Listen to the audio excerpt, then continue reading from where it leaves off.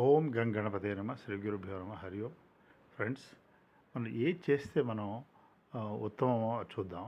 ఎందుకంటే ఇప్పుడు వర్తమానంలో మనం శరీరం ని మనం ఆశ్రయించాం. అయితే శరీరం అటు పరమాత్మ చెప్పాడు, ఇది దుఃఖాల అశాశ్వతం అని, దేహి నిత్యుడని, దేహం అనిత్యమని, ఇంకోటి అనిత్యం అసుఖం ఇమం లోకం అని చెప్పారు. ఒకసారి అనిపిస్తుంది, మనం ఏదైతే ఈ మనతో తెలుసుకోబడ్డది దేహ ప్రాణ ఇంద్రియాలు పదార్థాలు ఇవన్నీ ఆశ్రయించి రియలీ భగవంతుడు మనం ఈజ్ ఇట్ అంటే are we trying to disprove god అనిపిస్తుంది రియలీ చూస్తే. ఎందుకంటే ఎన్ని కోణాల నుంచి చూసినా తార్కికంగా చూస్తే ఏదేదైతే మనకు తెలుసుకోబడ్డదో అది మనం కాం. ఎందుకంటే తెలుసుకుంటున్నాం అంటే దానికి విడిపడితేనే సాధ్యం. ఇంకో తెలుసుకోబడ్డ దానికి అంటే దానికి తెలివి లేనిది అది మారుతుంది. కానీ తెలుసుకున్న అతను దాంతో మమైక్యం అయ్యాడు. అయితే అది ఏదేదైతే దాని లక్షణాలు తనవిగా తోస్తున్నాయి. ఇప్పుడు అది పుట్టింది, అది మరణిస్తుంది, దానికి ఆకలి దప్పులు ఉన్నాయి, ఆరోగ్యం అనారోగ్యం ఉంది, శీతోష్ణాలు ఉన్నాయి.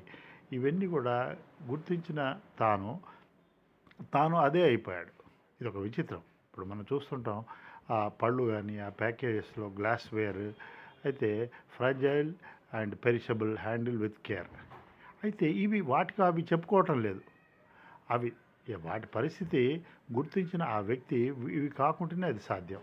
ఇప్పుడు శరీరం పట్ల కూడా మరి దీన్ని ఎలా మనం హౌ టు థింక్ అంటే లాజికల్గా చూస్తే అసలు శరీరం అయ్యే అవకాశం లేదు. ఎందుకంటే మనం మార్పు చెందిన వాళ్ళం, జ్ఞానం ఉంది. అది కాకుండా శరీరంలో అనేక పార్ట్స్ ఉన్నాయి. శరీరం అంటూ ఒక ఎంటిటీ లేదు, ఒక కార్ లాగా. కార్ అంటే ఏముంటుంది, అసెంబ్లేజ్, సంహిత అంటాం.